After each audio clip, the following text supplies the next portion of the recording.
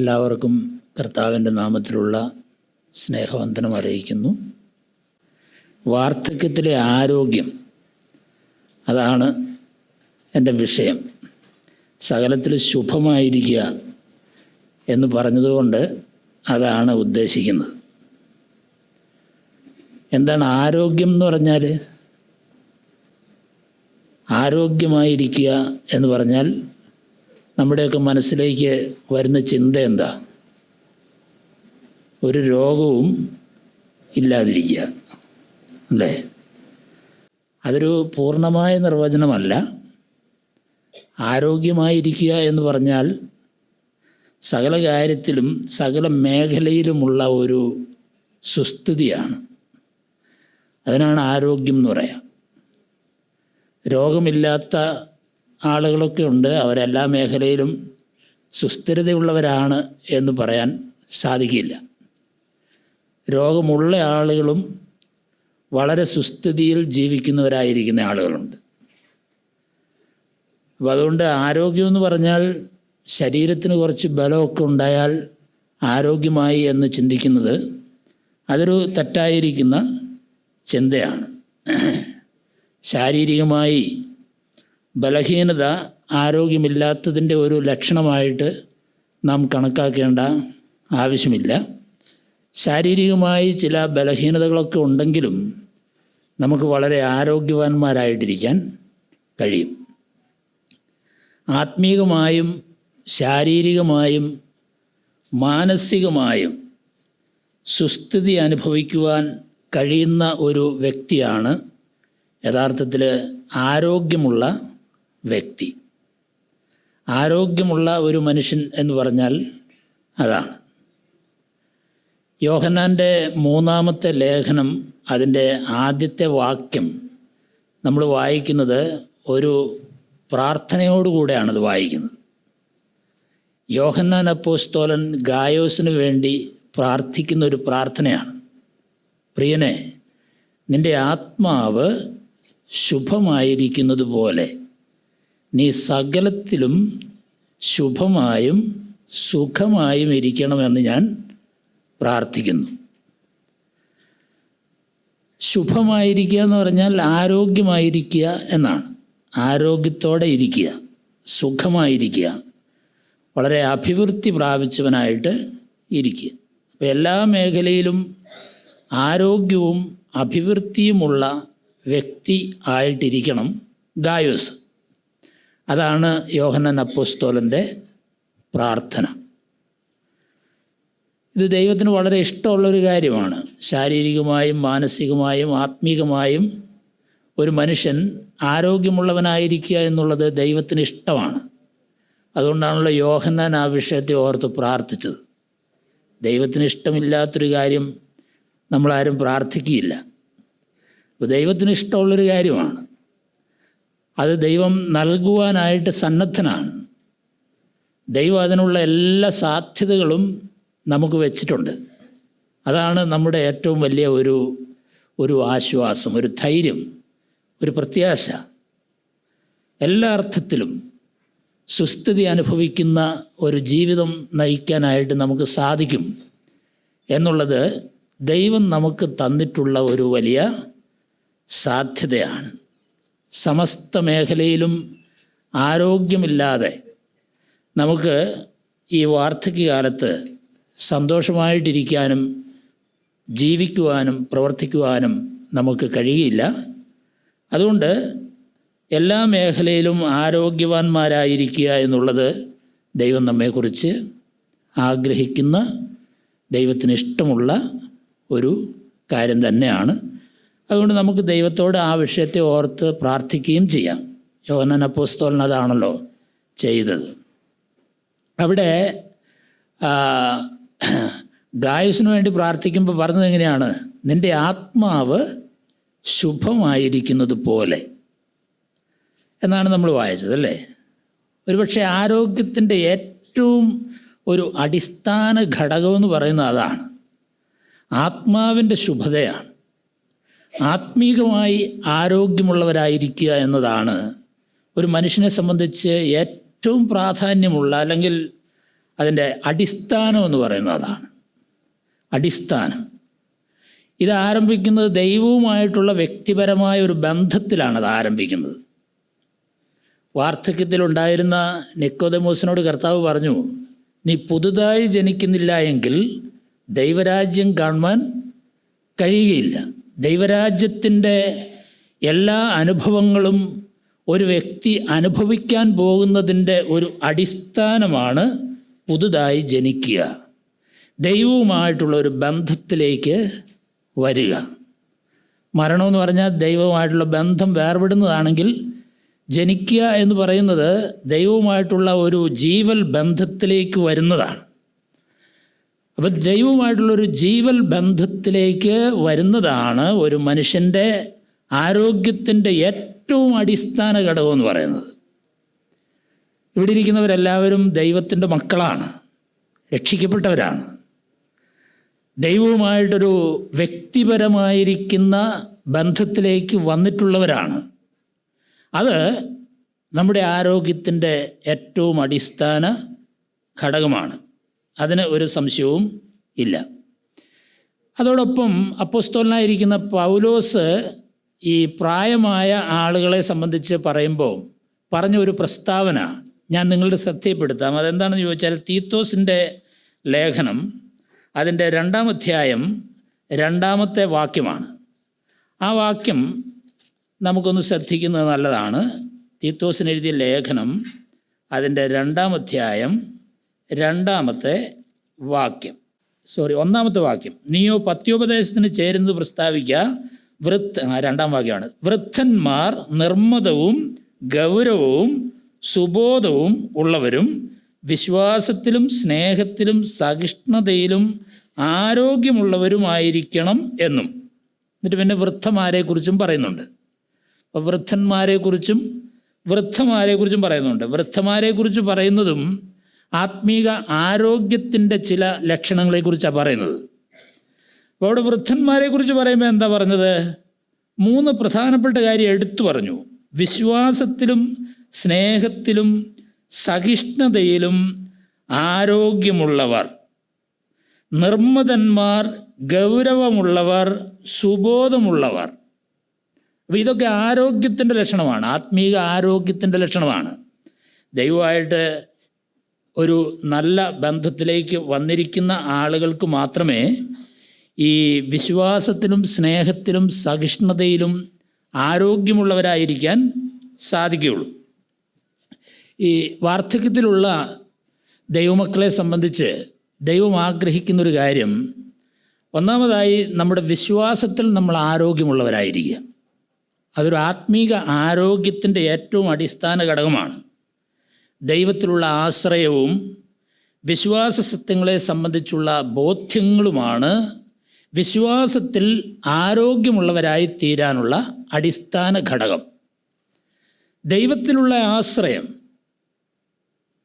നമ്മുടെ ജീവിതത്തിൽ പണ്ട് എന്നതിനേക്കാളും, നമ്മളൊരുപക്ഷെ യൗവനത്തിലായിരുന്ന കാലത്തേക്കാളും, രക്ഷിക്കപ്പെട്ട കാലത്തേക്കാളും വാർദ്ധക്യത്തിലെത്തിയിരിക്കുന്ന നമ്മളെ സംബന്ധിച്ച് വിശ്വാസത്തിൽ ആരോഗ്യമുള്ള ആളുകളായിരിക്കുക. പ്രതികൂലങ്ങളെയും പ്രതിസന്ധികളെയും കണ്ട് പ്രായമായവർ ഭയപ്പെടാതിരിക്കുക, ആശങ്കപ്പെടാതിരിക്കുക, നിരാശപ്പെടാതിരിക്കുക, ആകുലപ്പെടാതിരിക്കുക, ദൈവത്തിൽ ആശ്രയിച്ച് അവയൊക്കെ നേരിടാനുള്ള ശക്തി പ്രാപിക്കുക. അത് നമ്മളിൽ നിന്ന് പ്രതീക്ഷിക്കുന്നൊരു കാര്യമാണ്. വിശ്വാസത്തിൽ ആരോഗ്യമുള്ളവരായിരിക്കുക. ഏറ്റിച്ചാൻ ഈ വിഷയമൊക്കെ ഇന്നലെ ഓടിച്ച് ഒരുപാട് കാര്യങ്ങൾ പറഞ്ഞു. ഇതെല്ലാം പറഞ്ഞതാണ്, ഒരുപാട് കാര്യങ്ങൾ പറഞ്ഞു. കാലേബിനെ കുറിച്ച് ഇന്നലെ ഏറ്റിച്ചാൻ പറഞ്ഞു. കാലേബ് വിശ്വാസത്തിൽ വളരെ ആരോഗ്യമുള്ള ഒരു മനുഷ്യനായിരുന്നു നമുക്കറിയാം. യോശുവയുടെ പുസ്തകത്തിലേക്ക് വരുമ്പോൾ അവിടെ കാലേബിനെ കുറിച്ച് പറയുന്ന ഒരു ഭാഗം നമ്മളൊന്ന് ശ്രദ്ധിക്കുന്നത് നല്ലതാണ്. യോശുവയുടെ പുസ്തകം അതിൻ്റെ 14-ാമത്തെ അധ്യായം 6 മുതലുള്ള വാക്യങ്ങൾ. അനന്തരം യഹൂദ മക്കൾ ഗിൽഗാലിൽ യോശുവയുടെ അടുക്കൽ വന്നു. കെനിസ്യനായ യെഫുന്നെയുടെ മകൻ കാലേബ് അവനോട് പറഞ്ഞത്, യഹോവ എന്നെയും നിന്നെയും കുറിച്ച് ദൈവപുരുഷനായ മോശയോട് കാദേശ് ബർന്നയിൽ വെച്ച് പറഞ്ഞ കാര്യം നീ അറിയുന്നുവല്ലോ.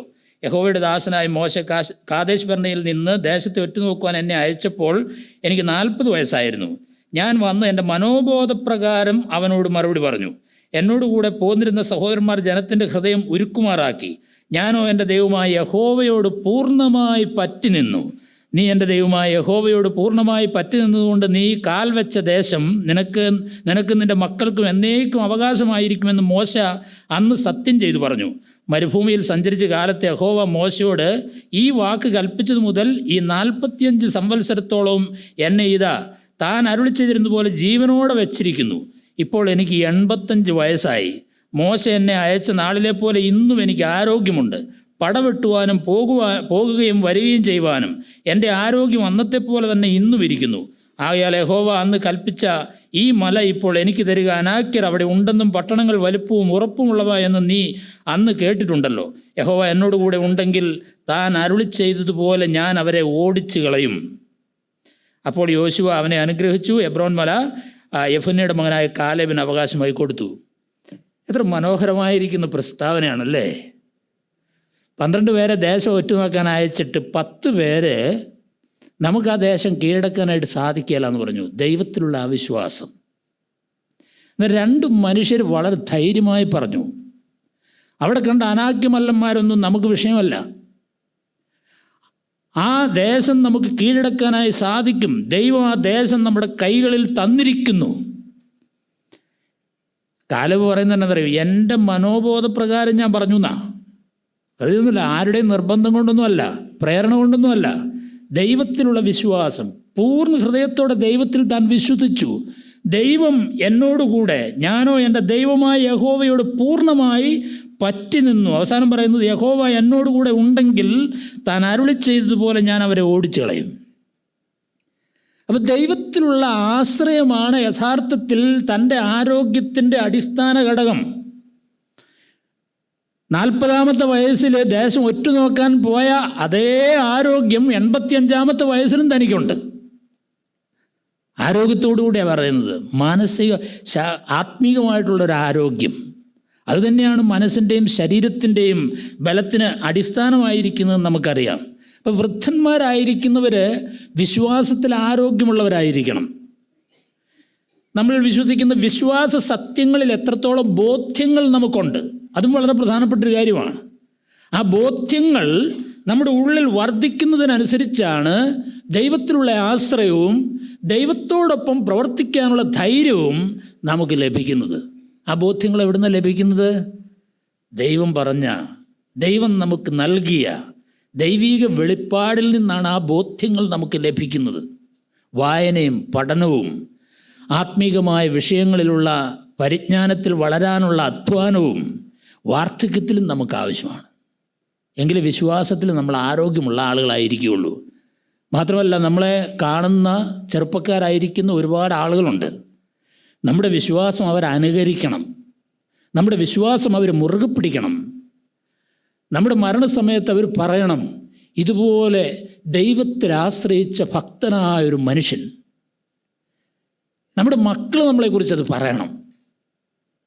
ആരോഗ്യമുള്ള ആത്മീക ചിന്തകളും ആത്മീക വിചാരങ്ങളും ആത്മീക ആശയങ്ങളും ഉള്ളവരായിരിക്കുന്ന ആളുകൾ, വിശ്വാസത്തിലുള്ള ആ ഒരു ബോധ്യം നമുക്കുണ്ടാകണം. ദൈവം എന്നോടുകൂടെ ഉണ്ടെങ്കിൽ, പൗലോസ് അപ്പോസ്തലൻ പറയുന്നത് എന്താണ്?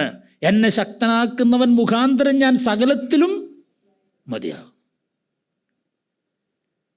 ആ ഒരു ബോധ്യമാണ് കർത്താവിനെ കൂടുതൽ അടുത്തറിയുവാനുള്ള പൗലോസിൻ്റെ ആഗ്രഹമാണ് യഥാർത്ഥത്തിൽ പൗലോസ് അപ്പോസ്തലനെ ആ നിലയിൽ ആത്മീകമായി ശക്തിയുള്ളൊരു മനുഷ്യനാക്കി തീർത്തത്. അതുകൊണ്ട് വിശ്വാസ സത്യങ്ങളിൽ, ബോധ്യങ്ങളിൽ നമ്മൾ ഉറയ്ക്കേണ്ടത് ആവശ്യമാണ്. മൂപ്പന്മാരെക്കുറിച്ച് പറയുമ്പോൾ എന്താണ്? അവർ വിശ്വാസത്തിൻ്റെ മർമ്മം ശുദ്ധ മനസാക്ഷിയിൽ വെച്ചുകൊള്ളുന്നവരായിരിക്കണം. അവർ അതിൽ ആരോഗ്യമുള്ള മനുഷ്യരായിരിക്കണം.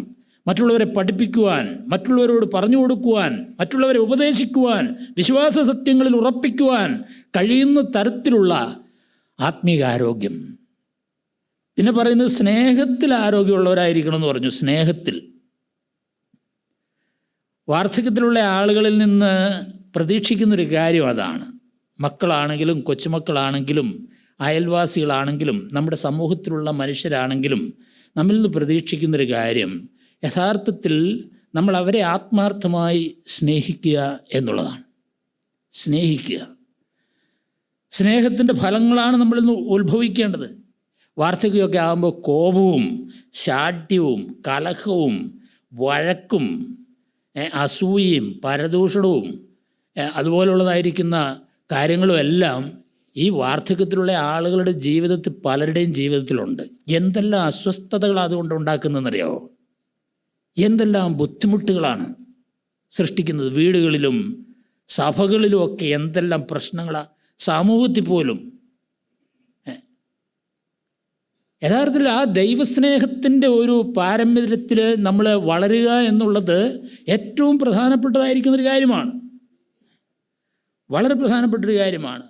നമ്മൾ ന്യായമായതൊക്കെ ചെയ്യുന്ന പല കാര്യങ്ങളും നമ്മൾ ന്യായമായി ചെയ്യുന്ന ആളുകളാണ്. പല കാര്യങ്ങളും ചെയ്യും. ഇപ്പോൾ ബസ്സിൽ കയറിയ ടിക്കറ്റ് എടുക്കുക എന്നുള്ളത് ന്യായമായൊരു കാര്യമാണ്. വീട്ടിൽ വന്നൊരു യാചകന് 2 രൂപ കൊടുക്കുക എന്നുള്ളത് ന്യായമായൊരു കാര്യമാണ്. എന്നാൽ ന്യായമായതിനേക്കാൾ അപ്പുറത്ത് ചെയ്യുന്നതാണ് യഥാർത്ഥത്തിൽ സ്നേഹമെന്ന് പറയുന്നത്. ഇപ്പോൾ ബസ്സിൽ കയറി ഞാൻ എൻ്റെ ടിക്കറ്റ് എടുക്കുന്നു, ന്യായമാണ്. എൻ്റെ സുഹൃത്തുക്കളോടൊപ്പം യാത്ര ചെയ്യുമ്പോൾ അവരുടെയും കൂടെ ടിക്കറ്റ് എടുക്കുന്നു. അതാണ് യഥാർത്ഥത്തിൽ സ്നേഹമെന്ന് പറയുന്നത്. അവരെ ഒരു കരുതൽ, ത്യാഗം സഹിക്കാനുള്ളൊരു മനസ്സ്, പണം നഷ്ടപ്പെടുത്താനുള്ളൊരു മനസ്സ്, ആരോഗ്യം നഷ്ടപ്പെടുത്താനുള്ളൊരു മനസ്സ്, മറ്റുള്ളവർക്ക് വേണ്ടി കൊടുക്കുക, മറ്റുള്ളവർക്ക് വേണ്ടി പ്രവർത്തിക്കുക, മറ്റുള്ളവരുടെ നന്മയെ പ്രതീക്ഷിക്കുക, അതൊക്കെ വാർദ്ധക്യത്തിൽ നമുക്ക് ചെയ്യാവുന്ന ഏറ്റവും നല്ലൊരു കാര്യമാണ്. മക്കളെയൊക്കെ പഠിപ്പിച്ചു, വിദ്യാഭ്യാസമൊക്കെ കൊടുത്തു, വിവാഹമൊക്കെ നടത്തി, അവരൊക്കെ അവരുടെ വഴിക്ക് പോയി. ഇനി ഒന്നുമില്ല ചെയ്യാൻ എന്ന് ചിന്തിക്കുന്നവരായിരിക്കുന്ന ആളുകളാണ് പലരും. യഥാർത്ഥത്തിൽ അങ്ങനെയല്ല. നമുക്ക് ഒത്തിരി കാര്യം ചെയ്യാനുണ്ട്. നമുക്ക് ഒരുപാട് നന്മ ചെയ്യാനുള്ള ഒരു വലിയ ഒരു വാതിലാണ് യഥാർത്ഥത്തിൽ ഈ വാർദ്ധക്യം എന്ന് പറയുന്നത്. ഒത്തിരി നന്മ ചെയ്യാനുള്ളൊരു വാതിലാണ് സ്നേഹത്തിൻ്റെ ആത്മാവിൽ. പലപ്പോഴും ഈ ജഡത്തിൻ്റെ പ്രവൃത്തികളൊക്കെ വെളിപ്പെടുത്തുന്ന തരത്തിൽ ജീവിക്കുന്ന ആളുകൾക്ക് ആത്മീകമായ ഒരാരോഗ്യവും ഇല്ല. ആത്മീയമായ ആരോഗ്യമില്ല. സ്നേഹത്തിൽ പ്രവർത്തിക്കാൻ നമുക്ക് കഴിഞ്ഞാൽ വളരെ പ്രധാനപ്പെട്ടൊരു കാര്യമാണ്. ഗായസിനോട് പറയുന്നത് എന്താണ്? ആത്മീകമായി വളരെ ആരോഗ്യമുള്ളൊരു മനുഷ്യനാണ്. നിൻ്റെ ആത്മാവ് ശുഭമായിരിക്കുന്ന പോലെ. ഗായസിൻ്റെ ജീവിതം ആ പുസ്തകം വായിച്ച് നോക്കിയാൽ അറിയാം, അല്ലേ? അതിഥികളെ സൽക്കരിക്കുന്നതിൽ നീ അനേകരെ സ്നേഹിക്കുന്നു എന്നാണ്. അതിഥി സൽക്കാരപ്രിയനായിരുന്നു ആ മനുഷ്യൻ. തൻ്റെ വീട്ടിൽ വരുന്ന ദൈവദാസന്മാരെ സ്വീകരിക്കുക, സൽക്കരിക്കുക, ശുശ്രൂഷിക്കുക. അതുപോലെ തന്നെ അവർ പോകുമ്പോൾ അവരുടെ വഴിച്ചെലവിന്, യാത്രയ്ക്കുള്ള വഴിച്ചെലവ് നൽകി വിടുക. അതിൽ സന്തോഷം കണ്ടെത്തൊരു മനുഷ്യനാണ്. മറ്റുള്ളവരെ സ്നേഹിക്കുന്നൊരു മനുഷ്യൻ ഗായസ്. അപ്പോൾ ആത്മാവ് ശുഭമായിരിക്കുന്ന പോലെ എന്ന് പറഞ്ഞാൽ വളരെ ശരിയായിരിക്കുന്ന കാര്യമാണ്. വളരെ ആരോഗ്യമുള്ളൊരു മനുഷ്യനായിരുന്നു. ആ പുസ്തകത്തിൽ തന്നെ പല കാര്യങ്ങൾ പറയുന്നുണ്ട്. സത്യത്തിൽ നടക്കുന്നു, സ്നേഹത്തിൽ നടക്കുന്നു, അനുസരണത്തിൽ നടക്കുന്നു, നന്മ ചെയ്ത് ജീവിക്കുന്നു. അത് ആ പുസ്തകത്തിൽ തന്നെ നമുക്ക് കാണാം. അതൊക്കെ ആരോഗ്യത്തിൻ്റെ ലക്ഷണങ്ങളാണ്. ആത്മീയ ആരോഗ്യത്തിൻ്റെ ലക്ഷണങ്ങളാണ് നമുക്ക് പറയാനായിട്ട് സാധിക്കും. പിന്നെയും പൗലോസ് പറഞ്ഞതായിരിക്കുന്ന കാര്യം എന്താണ്? സഹിഷ്ണുതയിൽ ആരോഗ്യമുള്ളവരായിരിക്കുക. സഹിക്കാനുള്ളതായിരിക്കുന്ന കഴിവിൽ ആരോഗ്യമുള്ളവരായിരിക്കണം. പ്രായമായവരിൽ നിന്ന് അത് പ്രതീക്ഷിക്കുന്നുണ്ട്. നാം എത്രയെത്ര പ്രയാസങ്ങളെയൊക്കെ നമ്മുടെ ജീവിതത്തിൽ നേരിട്ട് മുന്നോട്ട് വന്നവരായിരിക്കുന്ന ആളുകളാണ്.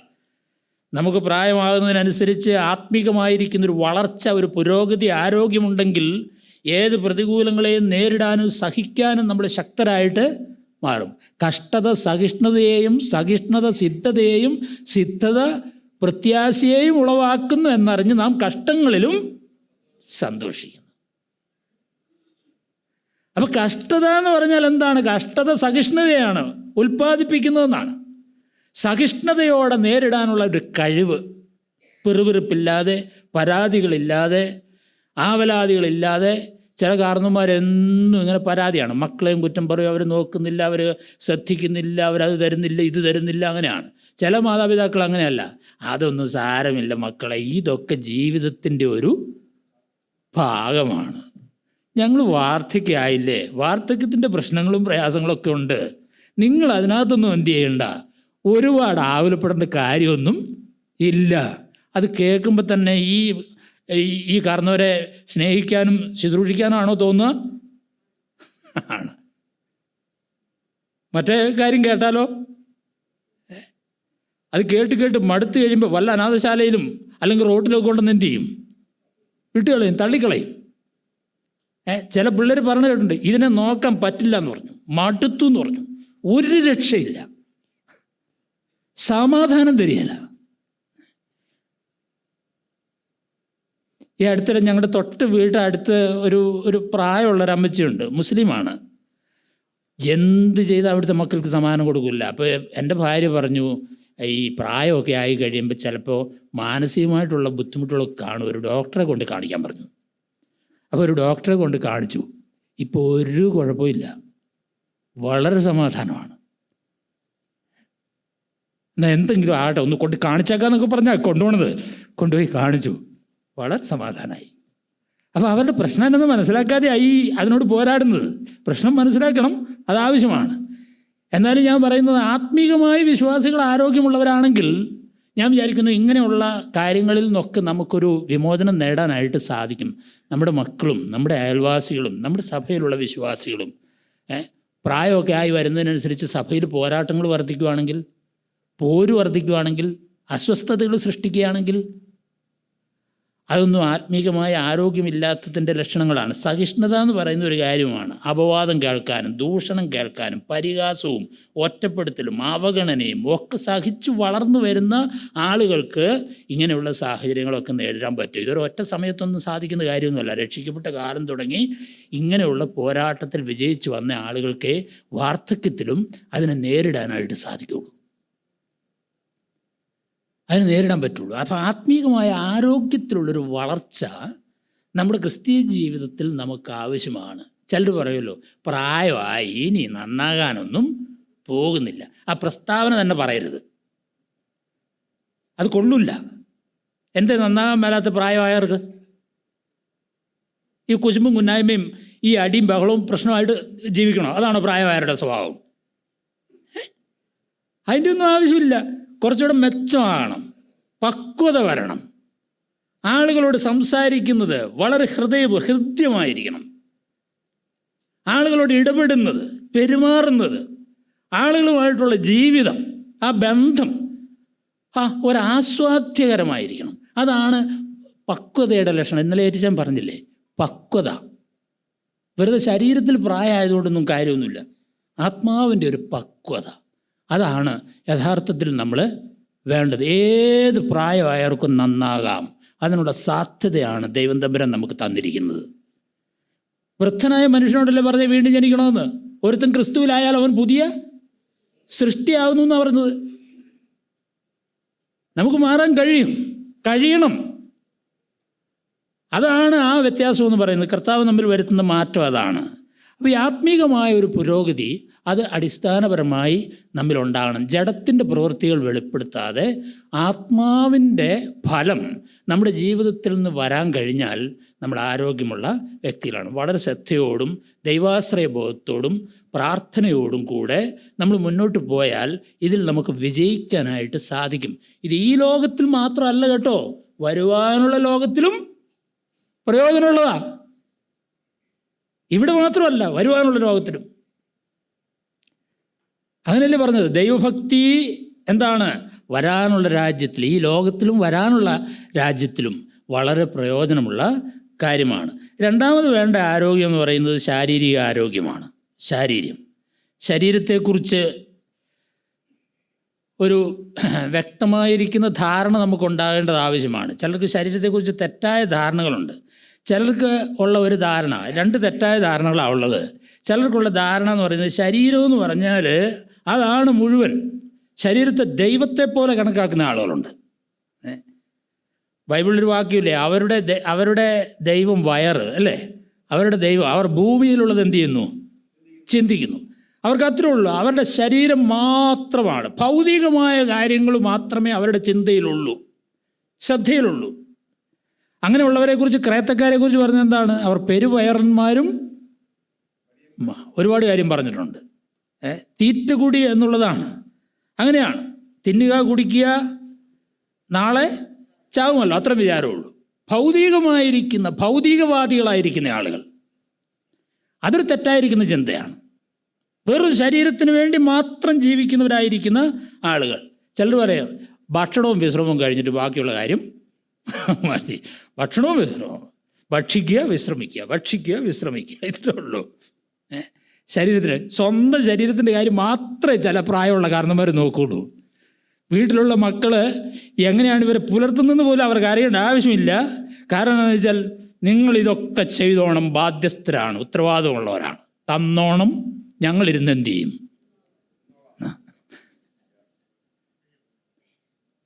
അത്രേ ഉള്ളൂ. അതൊന്നും അല്ലെന്നേ. പ്രായമായാലും എന്തെങ്കിലുമൊക്കെ ചെയ്യാം. വീട്ടിൽ കറിക്കറിഞ്ഞുകൂടെ? എന്തെങ്കിലുമൊക്കെ ചെറിയ ചെറിയ പണികൾ ചെയ്തുകൂടെ? മക്കളെ ചെറുതായിട്ടൊക്കെ സഹായിച്ചുകൂടെ? അതൊക്കെ ചെയ്യാം. ചെയ്യാവുന്ന ജോലികളൊക്കെ ചെയ്യുന്നതാണ് ആരോഗ്യത്തിന് നല്ലത്. വെറുതെ ഇരുന്ന് ഭക്ഷണം കഴിക്കുന്നതല്ല, ചെയ്യാവുന്ന ജോലികളൊക്കെ ചെയ്യുന്നതാണ് ആരോഗ്യത്തിന് നല്ലത്. അതുതന്നെയാണ്, അതാണ് എന്താണ് എല്ലാ അർത്ഥത്തിലും നല്ലത്. പിന്നെ ശരീരം, ചിലർക്ക്, വേറെ ആളുകൾക്ക് ശരീരം എന്ന് പറഞ്ഞാൽ അത് തിന്മയാണ്.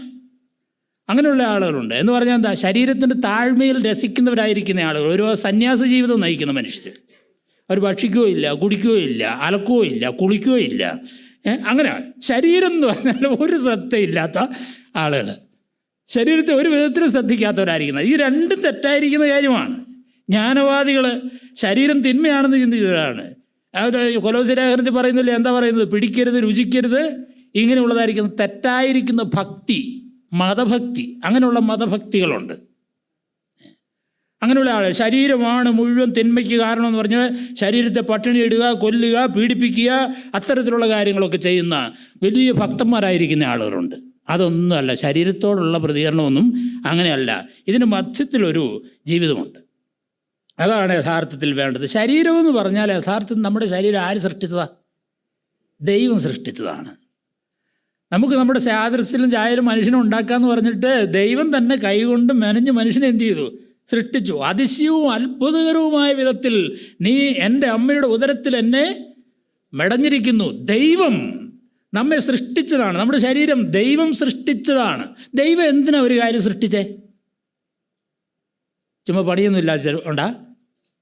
അല്ല, ദൈവം സൃഷ്ടിച്ചത് ദൈവത്തിന് വേണ്ടിയാണ്. ബൈബിളിൽ നമ്മൾ അങ്ങനെ വായിക്കുന്നുണ്ട്, അല്ലേ? സൃഷ്ടി എന്താണ്? സകലതും അവൻ മുഖാന്തരം സൃഷ്ടിക്കപ്പെട്ടു, അവനായിട്ട് സൃഷ്ടിച്ചിരിക്കുന്നു എന്നാ. ദൈവത്തിനായിട്ട് സൃഷ്ടിച്ചിരിക്കുന്നു. എല്ലാ സൃഷ്ടിയും ദൈവത്തിന് വേണ്ടിയാണ്, ദൈവത്തിൻ്റെ മഹത്വത്തിന് വേണ്ടിയാണ്.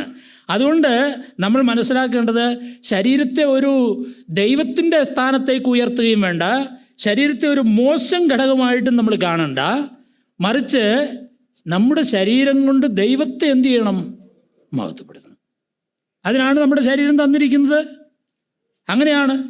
സ്വയം വെറുക്കേണ്ട ആവശ്യമില്ല, സ്വയം ദൈവത്തിൻ്റെ സ്ഥാനത്തേക്ക് ഉയർത്തേണ്ട ആവശ്യമില്ല.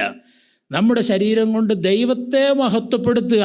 അതിനായിട്ടാണ് ഈ ശരീരം എനിക്ക് തന്നിരിക്കുന്നത്.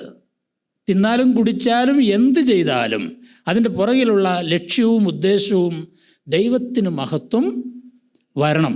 അപ്പം നമ്മുടെ ശരീരം ആ നിലയിൽ നമുക്ക് സൂക്ഷിക്കാനായിട്ട് കഴിയും. നമ്മുടെ ശരീരത്തെ വീണ്ടെടുത്തിരിക്കുന്നു. 1 കൊരിന്ത്യർ 6:19 നമ്മൾ വായിക്കുന്നതാണ്. നമ്മെ വിലയ്ക്ക് വാങ്ങിയിരിക്കിയാൽ നാം നമുക്കുള്ളവരല്ല.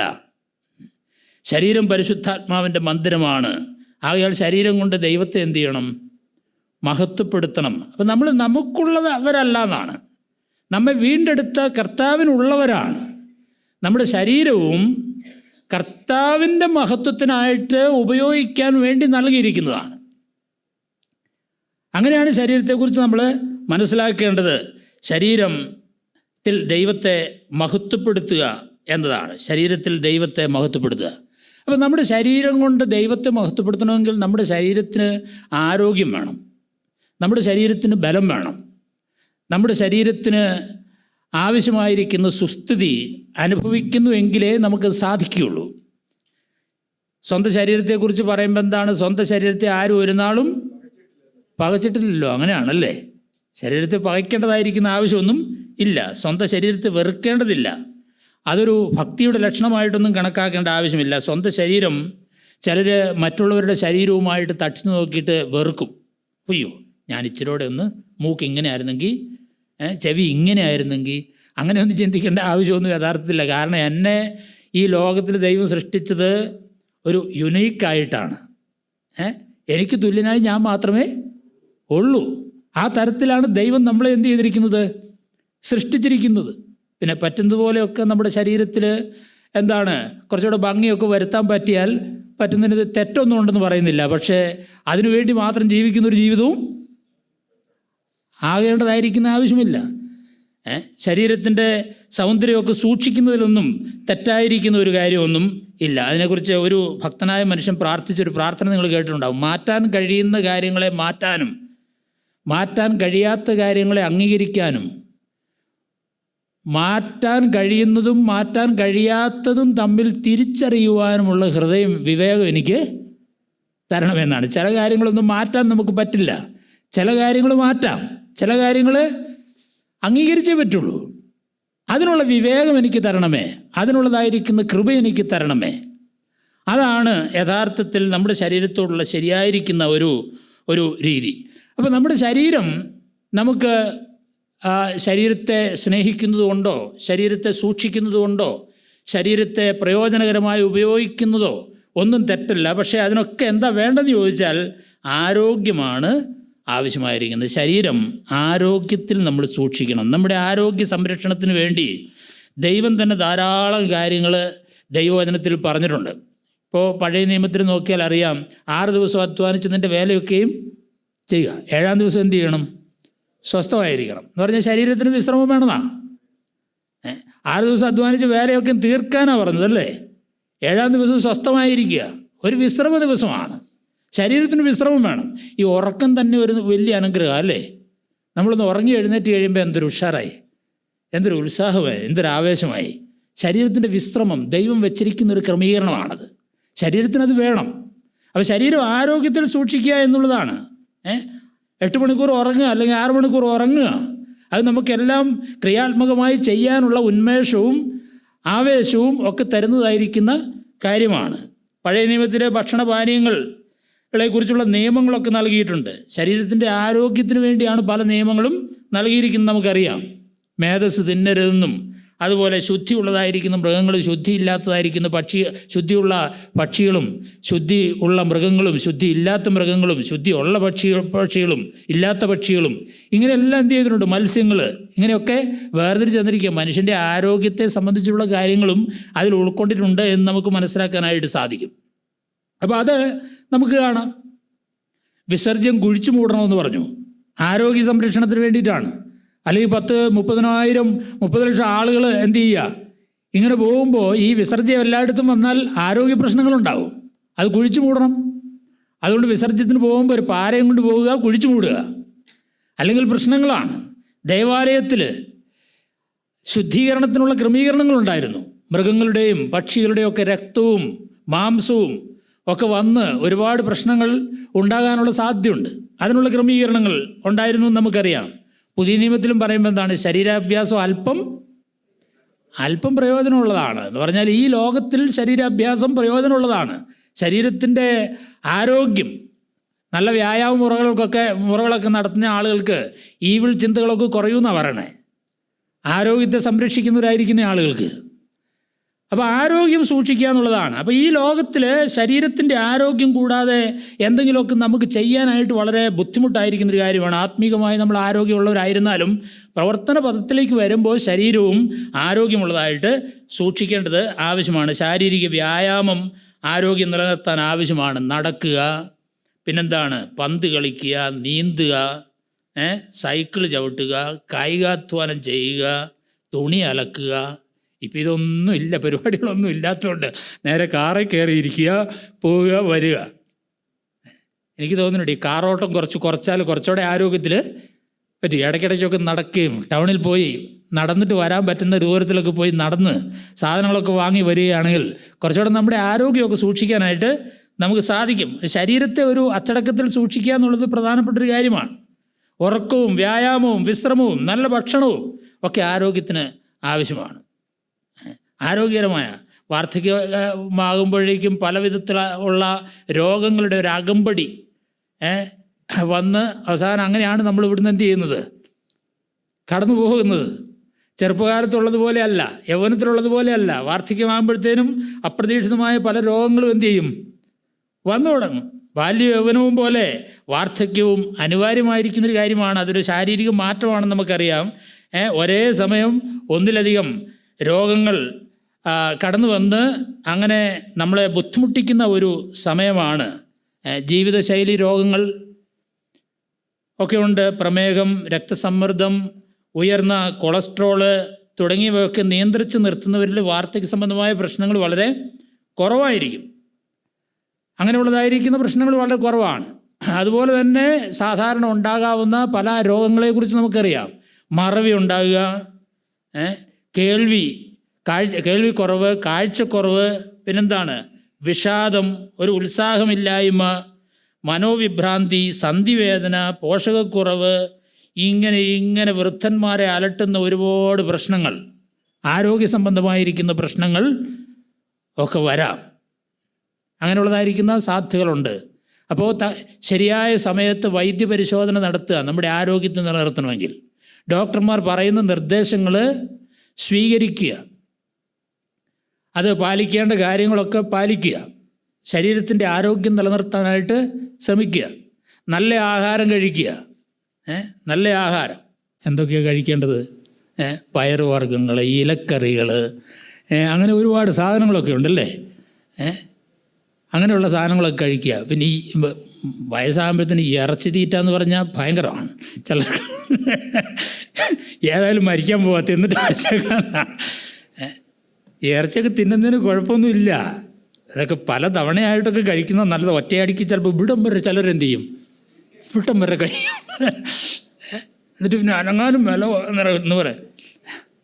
ഒരു മുക്കാൽ വയറ് കഴിക്കുന്നതാണ് പ്രായമുള്ളവരെപ്പോഴും നല്ലത്. അതായിരിക്കും ആരോഗ്യത്തിന് നല്ലത്. വെള്ളം കുടിക്കുക, സമയത്ത് വെള്ളമൊക്കെ കൊണ്ട് നടക്കണം, വെള്ളം കുടിക്കണം. ചിലർ 10 ഗ്ലാസ് നിന്നും 12 ഗ്ലാസ് നിന്നും, ചിലർ അത്രയൊന്നും കുടിക്കരുതെന്നും ഒക്കെ പറയുന്നുണ്ട്. ഓരോരുത്തരുടെ ആരോഗ്യം അനുസരിച്ച് എന്ത് ചെയ്യുക. അപ്പോൾ ഇങ്ങനെയുള്ളതായിരിക്കുന്ന നമ്മുടെ ശരീരത്തിൻ്റെ ആരോഗ്യം നിലനിർത്താൻ ആവശ്യമായിരിക്കുന്ന ഘടകങ്ങളൊക്കെ ചെയ്യുക. വിദേശികളൊക്കെ ആണെങ്കിൽ 85 വയസ്സായ ആളുകളും ചിലരിങ്ങനെ കയറി മറിയണതൊക്കെ കാണാം. അവരിങ്ങനെ കയറി മറിയുക. അത്ഭുതം തോന്നും, നമുക്ക് അത്ഭുതം തോന്നും. ഇവിടെ 85 വയസ്സായ ആളുകൾ കയറി മറിയാൻ പോയിട്ട് അല്ലേ, കയറാതെ മറിയുക. അതാണ്, ഉരുണ്ടിയായിട്ട് വീഴുകയാണ്. അവർക്കതൊന്നുമില്ല. അവർ ഈ ചെറുപ്പത്തിലെ ഈ കായികാധ്വാനമൊക്കെ നടത്തുന്നവരായിരിക്കുന്ന ആളുകളാണ്. ഞാൻ ഇടയ്ക്കിടയ്ക്ക് തൂമ്പയൊക്കെ പിടിച്ച് കിളയ്ക്കും വീട്ടിൽ. കാരണം അതിനൊരു സുഖമുണ്ട്. ശരീരമൊക്കെ ഒന്ന് വേർത്ത് അല്ലേ, എന്തെങ്കിലുമൊക്കെ കുഴിച്ചിട്ട് എന്തെങ്കിലുമൊക്കെ കളിച്ചാലൊരു സുഖമുണ്ട്. പണ്ടൊക്കെ നെല്ല് കുത്തുമായിരുന്നു അമ്മച്ചിമാർ. ഇപ്പം നെല്ല് കുത്തലൊന്നും ഇല്ല. ഇപ്പം എല്ലാം പൊടിയല്ലേ. ചെന്ന് കടയിൽ നിന്ന് മേടിച്ചുകൊണ്ട് വരിക, ഒന്നും ചെയ്യണ്ട, അങ്ങോട്ട് ഇട്ട് കൊടുത്തച്ചാൽ മതി. ഭക്ഷണം തന്നെ എന്ത് ചെയ്യും, ഇങ്ങോട്ട് വരികയാണ്. എത്ര സുഖമാണ്. തുണി അലക്ക്, പണ്ടൊക്കെ തുണി അലക്കുമായിരുന്നു. ഇപ്പം തുണിയൊന്നും അലക്കണ്ട, ഇട്ട് സ്വിച്ച് ഇട്ടാൽ റെഡി. ഇതെല്ലാം നമ്മുടെ ജീവിതശൈലിയിൽ വന്ന ഒരുപാട് പ്രശ്നങ്ങൾ, ആരോഗ്യ പ്രശ്നങ്ങൾ ബാധിക്കും. ഈ ഇടയ്ക്കൊക്കെ ഒന്ന് തുണിയൊക്കെ നടക്കും, കല്ലിൽ അടിച്ച് അലക്കി നോക്കണം. അപ്പോൾ അതൊക്കെ ആരോഗ്യം വർദ്ധിക്കുന്ന കാര്യങ്ങളാണ്. ഒരു ഉന്മേഷമൊക്കെ വരും, ഒരു ഉഷാറൊക്കെ വരും. അപ്പോൾ അതാണ് ശുചിത്വം പാലിക്കുക. ആരോഗ്യത്തിന് വളരെ പ്രധാനപ്പെട്ടൊരു കാര്യമാണ്. അത് ഞാൻ വിചാരിക്കുന്ന ഒരു വിശുദ്ധിയുടെ ഭാവവും കൂടെയാണ്. പ്രായമാകുമ്പോൾ ഇതിനെല്ലാം ഒരു മടിയായിരിക്കും. കുളിക്കാനും പല്ല് തേയ്ക്കാനും വസ്ത്രങ്ങൾ അലക്കാനും, അടിവസ്ത്രങ്ങൾ പോലും അലക്കിയല്ല. 8-10 ദിവസമൊക്കെ കഴിഞ്ഞിട്ടാണ് ചിലർ എന്ത് ചെയ്യുന്നത്. എൻ്റെ വീട്ടിലൊരു അപ്പച്ചനെ ഞാൻ താമസിപ്പിക്കുന്നുണ്ട്. ഞാൻ അദ്ദേഹത്തെ നോക്കുക, അടിവസ്ത്രം അലക്കിയല്ല എന്ത് ചെയ്താലും. ഞാൻ എല്ലാ ദിവസവും കൃത്യമായി പറഞ്ഞ് ഊരി അലക്കിയാലേ വരുള്ളൂ. ഇനി കുറച്ച് ഓർമ്മക്കുറവുണ്ടെന്ന് എനിക്ക് തോന്നുന്നു. അതുകൊണ്ടൊക്കെയാണ്. അപ്പോൾ അദ്ദേഹം ജീവിച്ചു വന്ന ഒരു ശൈലി അതാണ്. ആ ജീവിതരീതി മാറണമെങ്കിൽ കുറച്ച് കഴിഞ്ഞിട്ട് കുറച്ച് നമ്മൾ പരിശീലനമൊക്കെ കൊടുത്താലേ എന്ത് ചെയ്യുള്ളൂ, മാറുള്ളൂ. ഇത് ആരോഗ്യ പ്രശ്നം ഉണ്ടാക്കും. സ്ത്രീകളെ സംബന്ധിച്ച് പ്രത്യേകിച്ച്, പുരുഷന്മാരെ സംബന്ധിച്ചും വസ്ത്രങ്ങളൊക്കെ നന്നായിട്ട് അലക്കുക, കുളിക്കുക, പല്ല് തേക്കുക മാത്രമല്ല ദന്ത ഡോക്ടർമാരെയൊക്കെ കാണുക, വായുടെ നാറ്റമൊക്കെ മാറ്റുക, അതൊക്കെ പ്രായമാകുമ്പോൾ ഇതൊക്കെ കൂടും. ഇതൊക്കെ അലസമായിട്ട് എന്ത് ചെയ്യരുത്, കാണരുത്. അതൊക്കെ ഒരു ഇച്ചിരി ആരോഗ്യത്തിൻ്റെ ഭാഗമായിട്ടുള്ള കാര്യങ്ങളാണ്. വീടും അടുക്കളയും പരിസരവും ഒക്കെ വൃത്തിയായിട്ടൊക്കെ പരമാവധി സൂക്ഷിക്കുക. ഇങ്ങനെയൊക്കെ ശീലിച്ചു വന്ന ആളുകളാണെങ്കിൽ അവരുടെ മക്കളെയും പഠിപ്പിക്കാനായിട്ടും പരിശീലിപ്പിക്കാനായിട്ടും സാധിക്കും. വാർദ്ധക്യത്തിലുള്ള ആളുകളോട് പറയുന്നത് അതാണ്, യൗവനക്കാരത്തികളെ ഇങ്ങനെയുള്ള കാര്യങ്ങളൊക്കെ നന്നായി പഠിപ്പിക്കണമെങ്കിൽ അങ്ങനെ പഠിച്ചു വന്ന, അങ്ങനെ പരിശീലിച്ചു വന്നവർക്കേ അത് സാധിക്കുകയുള്ളൂ. നമ്മളും കുറച്ച് കാര്യങ്ങളൊക്കെ നന്നായിട്ടും വൃത്തിയായിട്ടും അടുക്കും ചിട്ടയോടെയും ഒക്കെ കാര്യങ്ങൾ ചെയ്താൽ എന്താ, അതൊരു നല്ല കാര്യമല്ലേ, അതൊരു നല്ല കാര്യമാണ്. അപ്പോൾ അതാണ് ശരീരത്തിൻ്റെ ആരോഗ്യം, അത് പ്രധാനപ്പെട്ടൊരു കാര്യമാണ്. ഒരു കാര്യം കൂടെ ഞാൻ പറയാം, മനസ്സിൻ്റെ ആരോഗ്യമാണ്. ഈ മനസ്സെന്ന് പറയുന്നത് ബുദ്ധിയും വികാരവും ഇച്ഛയും ഒക്കെ ആയിട്ട് ബന്ധപ്പെട്ടതായിരിക്കുന്ന കാര്യമാണ്. ചിന്തിക്കാനും വികാരങ്ങളെ നിയന്ത്രിക്കാനും തീരുമാനങ്ങളെടുക്കാനും കഴിയുന്ന വിധത്തിൽ മനസ്സിനെ ആരോഗ്യത്തിൽ സൂക്ഷിക്കുക എന്നുള്ളതും പ്രായമായവരെ സംബന്ധിച്ച് പ്രധാനപ്പെട്ട ഒരു കാര്യമാണ്. മാനസിക രോഗം മനുഷ്യന് മാത്രമുള്ളൊരു പ്രശ്നമാണ്. പണ്ടൊന്നും കുഞ്ഞുങ്ങൾക്ക് മാനസിക രോഗം ഇല്ലായിരുന്നു. ഇപ്പോൾ ചെറുപ്പത്തിലേ തന്നെ എന്തു വന്നു തുടങ്ങി, പലതരത്തിലുള്ള പ്രശ്നങ്ങളാണിപ്പോൾ. ഈ എന്തെല്ലാം പ്രശ്നങ്ങളാണ്! ഈ മൊബൈലിനൊക്കെ അഡിക്റ്റായിട്ട്, ഈ ലഹരി പദാർത്ഥങ്ങളെക്കാൾ അഡിക്റ്റാണ് ചില പിള്ളേർ.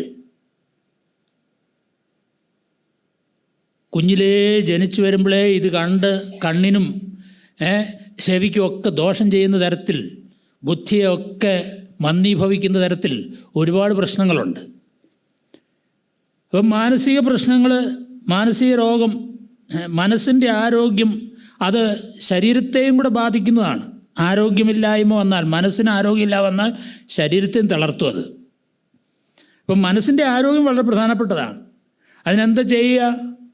വായന ശീലമാക്കുക, കായികാധ്വാനം, വ്യായാമം, പഠനം, ചർച്ചകൾ, സാമൂഹ്യ ബന്ധങ്ങൾ എല്ലാം ഇങ്ങനെയുള്ള ഒരുപാട് കാര്യങ്ങളൊക്കെ മനസ്സിൻ്റെ ആരോഗ്യം വർദ്ധിപ്പിക്കും. ഈ സാമൂഹ്യ ബന്ധങ്ങൾ എന്ന് പറയണത് മനസ്സിൻ്റെ ആരോഗ്യം ശക്തമാക്കും. ആളുകളുമായിട്ടുള്ള ബന്ധങ്ങൾ. ഞാൻ കണ്ണൂർ താമസിച്ചുകൊണ്ടിരുന്നപ്പോൾ അവിടെ ഒരാളുണ്ടായിരുന്നു. ആ ആലിൻ്റെ ചുറ്റും ഒരു തറയുണ്ട്. ആ തറയിൽ വൈകുന്നേരമായാൽ മരിക്കാറായ പ്രായമായിട്ടുള്ള ഒരു 10-35 അപ്പച്ചന്മാർ ഇങ്ങനെ ചുറ്റും ഇരിക്കും. എന്നിട്ട് ഇങ്ങനെ കഥകളൊക്കെ പറയുകയാണ്. ഞാനൊരു 2-3 വർഷം കഴിഞ്ഞപ്പോൾ ഒരു 3-4 പേരെ കാണുന്നില്ല. അന്വേഷിച്ച് നോക്കിയപ്പം അവർ മരിച്ചുപോയി എന്ന് പറഞ്ഞു. അവരിങ്ങനെ ഇരുന്ന് കഥകളൊക്കെ പറയുവാണ്.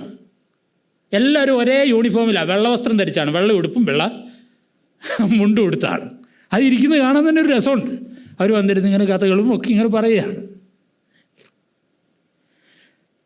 ഈ വിശ്വാസികളുമായിട്ടുള്ളതായിരിക്കുന്ന ബന്ധങ്ങൾ ഒക്കെ സൂക്ഷിക്കുന്നത് തീർച്ചയായിട്ടും ഒരു മാനസികമായിരിക്കുന്ന ആരോഗ്യം അത് വർദ്ധിപ്പിക്കാനായിട്ട് ഇടയായിത്തീരും. പിന്നെ ഞാൻ വിചാരിക്കുന്നു, മറ്റുള്ളവരെ ആത്മീയ കാര്യങ്ങളിലൊക്കെ ഉത്സാഹിപ്പിക്കുക, ധൈര്യപ്പെടുത്തുക, മറ്റുള്ളവർക്ക് വേണ്ടി പ്രാർത്ഥിക്കുക, മറ്റുള്ളവർക്ക് ആലോചനകൾ പറഞ്ഞു കൊടുക്കുക, ഇതൊക്കെ നമ്മളെ തന്നെ വ്യത്യാസപ്പെടുത്തും, നമ്മളെ തന്നെ ആരോഗ്യമുള്ള ആളുകളാക്കി മാറ്റും.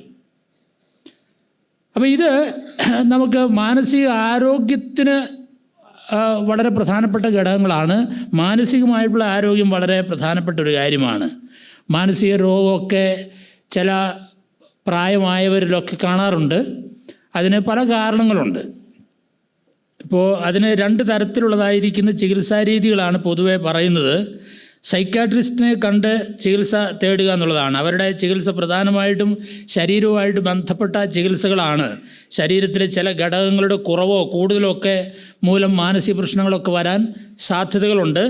അങ്ങനെയുള്ളവരെ ഡോക്ടറെ കണ്ട് അങ്ങനെയുള്ളവർ ഡോക്ടറുടെ നിർദ്ദേശപ്രകാരം മരുന്നൊക്കെ കഴിച്ചാൽ അങ്ങനെയുള്ള പ്രയാസങ്ങളിൽ നിന്ന് വിടുതൽ പ്രാപിക്കാനായിട്ട് സാധിക്കും.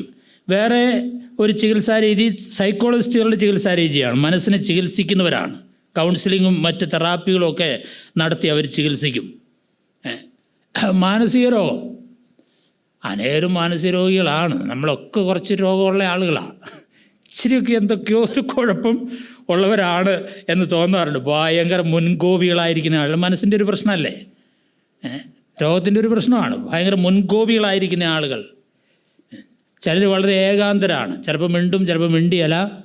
അതൊക്കെ ശരീരത്തിൻ്റെ പ്രശ്നം കൊണ്ടും വരാം. പെറുക്കുന്ന ആളുകൾ, പരാതി പറയുന്ന ആളുകൾ, ഇതൊന്നും ഒരു മനസ്സിൻ്റെ ആരോഗ്യത്തിൽ നിന്ന് വരുന്നതായിരിക്കുന്ന കാര്യങ്ങൾ അല്ലെന്ന് നമുക്കറിയാം. സാമ്പത്തിക അച്ചടക്കമില്ലാതിരിക്കുക. ചിലരിങ്ങനെ വീട്ടിൽ നിന്ന് അങ്ങ് ഇറങ്ങിപ്പോവും, തോന്നുമ്പോൾ വരും, തോന്നുമ്പോൾ പോകും, ഒരു അച്ചടക്കമൊന്നും ഇല്ല. അപ്പം മാനസികം, സ്ത്രീകളോടുള്ള പെരുമാറ്റം, പുരുഷന്മാരോടുള്ള പെരുമാറ്റം, യോഗ്യമല്ലാത്ത പെരുമാറ്റം. അപ്പോൾ ദൈവത്തിൻ്റെ വചനത്തിൽ പറയുന്നത് എന്താണെന്ന് വെച്ചാൽ നമ്മുടെ ചിന്തയെ ആരോഗ്യത്തിൽ എന്ത് ചെയ്യണം? നമ്മൾ സൂക്ഷിക്കണം. അതിനുള്ള വഴിയെന്ന് പറയുന്നത് ജഡത്തിനായിട്ട് ചിന്തിക്കാതിരിക്കുക. പാപ കാര്യങ്ങളല്ല നമ്മുടെ ചിന്തയിൽ വരേണ്ടത്. അത് വരാതിരിക്കാൻ പ്രത്യേക പോരാട്ടമൊന്നും നടത്തേണ്ട. നമ്മൾ ഉയരത്തിലുള്ളത് ചിന്തിച്ചാൽ മതി. ശരിയായ കാര്യങ്ങൾ നമ്മൾ ചിന്തിക്കുക. സത്യമായതൊക്കെയും ഘനമായതൊക്കെയും നീതിയായതൊക്കെയും നിർമ്മലമായതൊക്കെയും രമ്യമായതൊക്കെയും സൽഗുണമോ സൽകീർത്തിയോ ആയതൊക്കെ എന്ത് ചെയ്യുക? ചിന്തിക്കുക എന്ന് പറഞ്ഞാൽ ഉന്നതമായ കാര്യങ്ങളെക്കുറിച്ചുള്ള ചിന്തകൾ വരുന്ന ആളുകൾക്ക് തന്നെ തെറ്റായ ചിന്തകൾ അധികം വരില്ല. ഈ തെറ്റായ ചിന്തകളെ നമ്മൾ അമർച്ച ചെയ്യാൻ വേണ്ടി ഒരുപാട് പോരാടേണ്ട കാര്യമില്ല. നല്ല കാര്യങ്ങൾ ചിന്തിച്ചാൽ മതി, ഉന്നതമായ കാര്യങ്ങൾ ചിന്തിച്ചാൽ മതി, ഉയരത്തിലുള്ള കാര്യങ്ങൾ ചിന്തിച്ചാൽ മതി, ദൈവരാജ്യത്തിൻ്റെ കാര്യങ്ങൾ ചിന്തിക്കുക. അതിനുവേണ്ടി നമ്മൾ അധ്വാനിക്കുക. അപ്പോൾ തന്നെ നമ്മുടെ മനസ്സിന് വലിയ ആരോഗ്യം ഉണ്ടാകും. അതുകൊണ്ടാണ് ബൈബിൾ പറഞ്ഞത് ഉയരത്തിലുള്ളത് തന്നെ ചിന്തിച്ചുകൊള്ളുക. ഭൂമിയിലുള്ളതല്ല, ജഡത്തിനായിട്ടുള്ളതല്ല, ഉയരത്തിലുള്ളത് തന്നെ ചിന്തിക്കുക. അപ്പോൾ നമ്മൾ മാനസികമായിട്ടുള്ള നല്ല ആരോഗ്യം ഉള്ള ആളുകളായിട്ട് തീരാനായിട്ട് സാധിക്കും. നമ്മുടെ ചിന്താതലങ്ങൾ എങ്ങനെ ഇരിക്കുന്നു എന്നുള്ളതാണ് ഞാൻ എങ്ങനെ ഇരിക്കുന്നു എന്ന് തീരുമാനിക്കുന്നത്. അതൊരു പ്രധാനപ്പെട്ട കാര്യമാണ്. എൻ്റെ ചിന്ത, ഞാൻ എന്താണ് ചിന്തിക്കുന്നത്, എന്തിനെക്കുറിച്ചാണ് ചിന്തിക്കുന്നത്, എൻ്റെ ചിന്താ തലങ്ങൾ എന്തൊക്കെയാണ്, അതൊക്കെ ഞാൻ ആരാണെന്ന് നിർണ്ണയിക്കും. ഞാൻ എങ്ങനെയുള്ളവനാണെന്ന് നിർണ്ണയിക്കും. മാനസിക ആരോഗ്യമുള്ള ആളുകളായിട്ട് ഇരിക്കുക എന്നുള്ളതാണ്. ഒരു കാര്യവും കൂടെ ശ്രദ്ധയിൽപ്പെടുത്തുന്ന ആരോഗ്യ കാര്യങ്ങളിൽ നമ്മളെ സംരക്ഷിക്കുന്നവരുടെ, നമ്മുടെ മക്കളുടെ നിർദ്ദേശങ്ങളും ഉപദേശങ്ങളും ഒക്കെ എത്രത്തോളം സ്വീകരിക്കണം എന്നുള്ളത് ഒരു പ്രധാനപ്പെട്ട കാര്യമാണ്. നമ്മുടെ ആരോഗ്യം ഉള്ളിടത്തോളം നമുക്ക് തനിയെ താമസിക്കുന്നതാണ് നല്ലത്. പങ്കാളി ജീവിച്ചിരിക്കുന്നിടത്തോളം ഒരുമിച്ച് വസിക്കുന്നതും ഒരുമിച്ച് ജീവിക്കുന്നതും സന്തോഷകരമാണ്, നല്ലതാണ്. ആരോഗ്യമുള്ളിടത്തോളം ഏത് സാഹചര്യങ്ങളോടും പൊരുത്തപ്പെടാനുള്ളതായിരിക്കുന്ന ഒരു മനസ്സാണ് വാർദ്ധക്യമാകുമ്പോൾ നമുക്ക് ആവശ്യമായിരിക്കുന്നത്. സാഹചര്യങ്ങളോട് പൊരുത്തപ്പെടാനുള്ളൊരു മനസ്സ്. മക്കളുടെ സംരക്ഷണം ആണെങ്കിൽ അതിനോട് നമ്മൾ പൊരുത്തപ്പെടണം. രണ്ട് വിധത്തിലാണ് ഇന്ന് മക്കളെ, മാതാപിതാക്കളെ നോക്കുന്നത്. രണ്ട് വിധത്തിൽ എന്ന് പറഞ്ഞാൽ മക്കൾ തന്നെ നേരിട്ട് എന്ത് ചെയ്യും? നോക്കും. ഒന്നുകിൽ അവരുടെ വീട്ടിലേക്ക് പോകുക, അവരുടെ സംരക്ഷണത്തിൽ കഴിയുക, അവിടെ ചെന്ന് അവരുടെ അവരുടെ ആ ഒരു സംരക്ഷണത്തിന് കീഴിൽ ജീവിക്കുക. സാധാരണ ഇതൊരു മനുഷ്യൻ്റെ ഒരു ജീവിതത്തിൻ്റെ ഒരു പ്രത്യേകതയാണ്. നമ്മൾ ചെറുപ്പത്തിലായിരുന്നപ്പോൾ നമ്മുടെ മക്കളെ സംരക്ഷിച്ചു, പുലർത്തി, അവർക്ക് ആവശ്യമായ നിർദ്ദേശങ്ങളൊക്കെ നൽകി. അതിങ്ങനെ കുറച്ച് കഴിയുമ്പോൾ എന്ത് ചെയ്യണമെന്ന് ചോദിച്ചാൽ ഉത്തരവാദിത്തങ്ങളും കാര്യങ്ങളും എല്ലാം മക്കളിലേക്ക് ഏൽപ്പിച്ച് അവസാനം മക്കളുടെ സംരക്ഷണത്തിലേക്ക് എന്ത് ചെയ്യണം? നമ്മൾ വരണം. അത് വരണമെങ്കിൽ ഒറ്റയടിക്ക് സാധിക്കുകയില്ല. സാവകാശം മക്കളുടെ പ്രായവും കഴിവും അവർക്കുള്ളതായിരിക്കുന്ന അവർക്കുള്ള മാനസികവും ശാരീരികവും ഒക്കെയുള്ള ആരോഗ്യം അനുസരിച്ച് നമ്മുടെ ഉത്തരവാദിത്തങ്ങളൊക്കെ അവരെ ഏൽപ്പിച്ച് അവസാനം അവരുടെ സംരക്ഷണത്തിന് കീഴിൽ ജീവിക്കുന്ന മാതാപിതാക്കൾ പരാതികളൊന്നും ഇല്ലാതെ, പെരുവെറുപ്പൊന്നും ഇല്ലാതെ ജീവിക്കാനായിട്ട് സാധിക്കും. ചില മക്കൾ നേരിട്ട് തന്നെ മാതാപിതാക്കളെ സംരക്ഷിക്കും, നോക്കും. അപ്പോൾ അവർക്കൊരു ഭാരമായി തീരരുത്, അവർക്കൊരു ബുദ്ധിമുട്ടുണ്ടാക്കുന്ന വിധത്തിൽ ആയിരിക്കരുത് എന്ന് നമുക്കറിയാം. മക്കളുടെ വീട്ടിലേക്ക് പോകാനും അവരോടൊപ്പം താമസിക്കാനുമുള്ള സന്തോഷമുള്ള ആളുകളായിട്ട് ഇരിക്കുക. അവിടെ ചെന്ന് അവിടെ മക്കളെ പാഠം പഠിപ്പിക്കുന്ന വിധത്തിൽ മാതാപിതാക്കൾ പെരുമാറിയാലും ശരിയാവില്ല. അവർക്ക് ഞാൻ നേരത്തെ പറഞ്ഞതുപോലെ ഒരു സ്വസ്ഥതയും കൊടുക്കുകയില്ല. ഭയങ്കര പ്രാർത്ഥനയും പാട്ടും പിന്നെ ഫോണിൽ കൂടെയുള്ള കൗൺസിലിങ്ങും ഒക്കെ നൽകുന്ന ചില മാതാപിതാക്കൾ, എൻ്റെ പൊന്നെ, അതിങ്ങ് കഴിയുമ്പോഴത്തേനും എന്തെല്ലാം പ്രശ്നങ്ങളാണ് വീട്ടിലുണ്ടാക്കുന്നതെന്നറിയോ? രാവിലെ ഇരുന്ന് 5 മണിക്ക് എഴുന്നേക്കും. പ്രാർത്ഥനയാണ്, പാട്ടാണ്, ഫോൺ വിളിച്ച് ആരെയൊക്കെയോ ഉപദേശിക്കും, ആരെയൊക്കെയോ പഠിപ്പിക്കും. അതൊക്കെ എന്നാ ഭക്തിയാ? അതൊക്കെ എന്ത് ഭക്തിയാ? നമ്മുടെ ജീവിതത്തിലില്ലാത്ത ഭക്തി എന്നൊക്കെ പറഞ്ഞാൽ അതൊന്നൊരു ഭക്തിയല്ല. അതിനനുസരിച്ച് നമ്മുടെ വീട്ടിൽ ആ മക്കളോടൊപ്പം സന്തോഷമായി സമാധാനമായി കൊച്ചുമക്കളോടൊപ്പമുള്ള ജീവിതം, മക്കളോടൊപ്പമുള്ള ജീവിതം, അതൊരു ഒരു ഐക്യത്തിനും സന്തോഷത്തിനും സമാധാനത്തിലും ഒക്കെ നമുക്ക് ജീവിക്കാനായിട്ട് സാധിക്കും. അവരുടെ സാഹചര്യങ്ങളോട് ഇണങ്ങി ഒക്കെ നിൽക്കാനായിട്ട് കഴിഞ്ഞാൽ നമ്മുടെ സംരക്ഷണം അവർക്കും ഒരു സുഗമമായിരിക്കും. ആശുപത്രി പോകാമെന്ന് പറഞ്ഞാൽ ആശുപത്രി പോവുക, മരുന്ന് വേണമെന്ന് പറഞ്ഞാൽ മരുന്ന് വാങ്ങുക, കുടിക്കണമെന്ന് പറഞ്ഞാൽ കുടിക്കുക, അതൊക്കെ ചെയ്യുക. ചില അപ്പന്മാരുണ്ട്, എൻ്റെ പോന്നെ എന്ത് ഗുസ്തി പിടിച്ചിട്ടാണ് നമ്മളൊന്ന് ആശുപത്രിയിലൊന്നും എന്ത് ചെയ്യുന്നത്, കൊണ്ടുപോകുന്നത്. ബുദ്ധിമുട്ട്. ഇത് ഞാൻ പലരും പറഞ്ഞു കേട്ടിട്ടുള്ള കാര്യമാണ് ഞാനീ പറയുന്നത്, അനുഭവങ്ങളിൽ നിന്നാണ് പറയുന്നത്. അങ്ങനെയൊന്നും പോകേണ്ട ആവശ്യമൊന്നും നമുക്കില്ല. മക്കളുടെ സംരക്ഷണത്തിൽ ചില വീടുകളിലൊക്കെ മക്കൾ ജോലിക്കാരെ നിർത്തും. കാരണം ഇന്നത്തെ സാഹചര്യമൊക്കെ അങ്ങനെ 2 പേരും ജോലിക്കൊക്കെ പോകുന്ന വീടുകളാണ് പലതും. അവിടെ ജോലിക്കാരെയൊക്കെ നിർത്തും. അപ്പോൾ നിങ്ങളെ ശുശ്രൂഷിക്കുന്നവരോട് വളരെ സ്നേഹത്തിലാണ് നിങ്ങൾ പെരുമാറേണ്ടത്, അല്ലെങ്കിൽ നമ്മൾ പെരുമാറേണ്ടത്. നമ്മൾ അങ്ങനെ പെരുമാറിയാൽ ഞാൻ വിചാരിക്കുന്നു അതും ഒരു നന്മയല്ലേ. നമ്മളെ ശുശ്രൂഷിക്കുന്ന ജോലിക്കാർ ഒരുപക്ഷെ വിശ്വാസികളൊന്നും ആയിരിക്കില്ല, പുറത്തു നിന്നുള്ള ഹോം നേഴ്സസ് ഒക്കെ ആയിരിക്കും, അവരൊക്കെ ആയിരിക്കും. അപ്പോൾ അവരോടൊക്കെ നല്ലൊരു പെരുമാറ്റ രീതിയൊക്കെ നിലനിർത്തുന്ന നല്ലത്. അവരും കർത്താവിനെ അറിയാനും സ്നേഹിക്കാനും ദൈവരാജ്യത്തിൻ്റെ മഹത്വം മനസ്സിലാക്കാനും ഒക്കെ ആയിരിക്കണം. നമ്മുടെ പണത്തിൻ്റെ അധികാരത്തിൻ്റെ ധാർഷ്ട്യമൊന്നും നമ്മൾ എന്ത് ചെയ്യരുത്, കാണിക്കരുത്.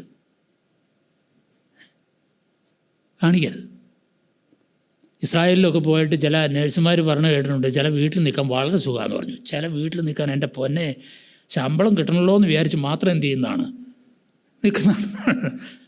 ചില വീട്ടിൽ നിൽക്കാൻ സുഖമാണ്. ചില വീട്ടിൽ നിൽക്കുന്ന ജോലിക്കാർ ആ വീട്ടിൽ നിന്ന് പോകാൻ അവർക്ക് തോന്നുന്നില്ല. ഈ അച്ചായനും ഈ അമ്മച്ചിയും ഉള്ളിടത്തോളം കാലം സന്തോഷമാണ്. കാരണം അവരെ കൊണ്ട് ഒരു ബുദ്ധിമുട്ടുമില്ല. അവരുടെ ആവശ്യങ്ങളൊക്കെ അങ്ങ് നടത്തി കൊടുത്താൽ അവർ സന്തോഷമായി. ഇവരോട് നല്ല ബന്ധവും സ്നേഹമൊക്കെയാണ്. അപ്പോൾ ഈ മക്കൾ പറയുന്ന കാര്യങ്ങൾ പലതും ഒക്കെ കേൾക്കുന്നതാണ് നല്ലത്. അതിനോടൊക്കെ മത്സരിക്കാതിരിക്കുന്ന നമ്മുടെ ആരോഗ്യത്തിനും നമ്മുടെ മാനസിക സന്തോഷത്തിനും ഒക്കെ അതാണ് ആവശ്യമായിരിക്കുന്നത്.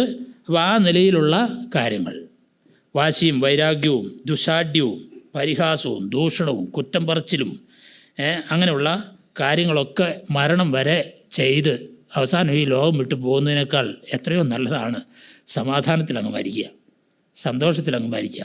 കുറച്ച് കഷ്ടവും ത്യാഗവും ഒക്കെ സഹിച്ച് ദൈവത്തിൽ ആശ്രയിച്ച് പ്രത്യാശയോടെ കർത്താവിൻ്റെ സന്നിധിയിലേക്ക് പോവുക എന്ന് പറയുന്നത് എന്തൊരു അനുഗ്രഹമാണ്, എത്ര അനുഗ്രഹമാണ്. കണ്ണ് കാണാതിരുന്ന ഒരു സഹോദരി ഉണ്ടായിരുന്നല്ലോ, ഒത്തിരി പാട്ടുകൾ എഴുതിയ ഫാനി ക്രോസ്ബി അല്ലേ? അതെ, ആ സഹോദരി ഒരുപാട് പാട്ടുകൾ എഴുതി. ആ സഹോദരി മരിച്ചപ്പോൾ കല്ലറയിൽ എഴുതി വെച്ചു. എന്താ എഴുതി വെച്ചെന്നറിയാവോ? തന്നാലാവത് ചെയ്തു, ഇവൾ തന്നാലാവത് ചെയ്തു. നമ്മുടെയൊക്കെ കല്ലറയിൽ എന്നായിരിക്കും എഴുതണേ? ഇവൾ തന്നാലാവത് സ്വരാജ്യമാറ്റം പറഞ്ഞല്ലേ, തന്നാലാവത് ചെയ്യുക. അത് മതി, നന്നായി ചെയ്താൽ മതി. കർത്താവ് പറഞ്ഞ ആ സാക്ഷ്യം എത്ര മനോഹരമായിരിക്കുന്നൊരു സാക്ഷ്യമാണ്. ഞാൻ പലപ്പോഴും ഓർത്തിട്ടുണ്ട് അല്ലേ? സുവിശേഷം പ്രസംഗിക്കുന്നിടത്തെല്ലാം ഇവള് ചെയ്ത കാര്യം എന്തു ചെയ്യും? പ്രസംഗിക്കുമെന്ന് പറഞ്ഞു. ഈ ബൈബിൾ എത്തിയെടുത്തെല്ലാം ഇതല്ലേ പ്രസംഗിക്കണേ, നമ്മളും അതല്ലേ പറയണത്. തലമുറകളിലേക്കൊരു നല്ല സാക്ഷ്യം വെച്ചിട്ട് പോകണം, ഒരു നല്ല സാക്ഷ്യം. അതാണ് നമുക്ക് ആവശ്യമായിരിക്കുന്നത്. പ്രിയമുള്ളവരെ, നമ്മുടെ വാർദ്ധക്യമൊന്നുമല്ല, നമ്മുടെ വാർദ്ധക്യത്തിൻ്റെ നടുവിൽ നമുക്ക് കുറച്ച് കാര്യങ്ങൾ ചെയ്യാനുണ്ട്. ആത്മീകമായും ശാരീരികമായും മാനസികമായും ഉള്ള ആരോഗ്യം നമ്മൾ നിലനിർത്തിക്കൊണ്ട് ദൈവം എൻ്റെ ഈ ഒരായുഷ്കാലത്ത് ചെയ്യുവാൻ ഉദ്ദേശിച്ച കാര്യങ്ങൾ ചെയ്തു പൂർത്തീകരിച്ച് പോവുക. ദാവീദിനെ കുറിച്ച് പറഞ്ഞ എന്താണ്? ദാവീദ് തൻ്റെ തലമുറയിൽ യഹോവയുടെ ആലോചനയ്ക്ക് ശുശ്രൂഷ ചെയ്ത ശേഷം നിദ്ര പ്രാപിച്ച് പിതാക്കന്മാരോട് ചേർന്നു. തന്നെക്കുറിച്ചുള്ള ദൈവത്തിൻ്റെ ഹിതം പൂർത്തിയാക്കി നിദ്ര പ്രാപിച്ച് പിതാക്കന്മാരോട് ചേർന്നു. ഇവിടെ ഇരിക്കുന്ന ഓരോരുത്തരെക്കുറിച്ചും ദൈവത്തിനൊരു ഹിതമുണ്ട്. അത് ചെയ്തു തീർത്തു എന്ന സംതൃപ്തിയിൽ പിതാക്കന്മാരോട് ചേരുക, ദൈവരാജ്യത്തിലേക്ക് പോവുക. അതൊരനുഗ്രഹമാകും, അതൊരു നന്മയാകും. ദൈവം നമ്മെ എല്ലാവരെയും ധാരാളമായിട്ട് അനുഗ്രഹിക്കട്ടെ എന്ന് ആത്മാർത്ഥമായി പ്രാർത്ഥിക്കുന്നു, ആശംസിക്കുന്നു. കർത്താവിൻ്റെ നാമത്തിന് മഹത്വം ഉണ്ടാകട്ടെ. ഇങ്ങനൊരു അവസരം ലഭിച്ചതിലും ദൈവത്തെ ഞാൻ സ്തുതിക്കുന്നു. സംഘാടകരോടുള്ള പ്രത്യേകം നന്ദി അറിയിക്കുന്നു. ദൈവത്തിൻ്റെ നാമത്തിന് മഹത്വം ഉണ്ടാകട്ടെ.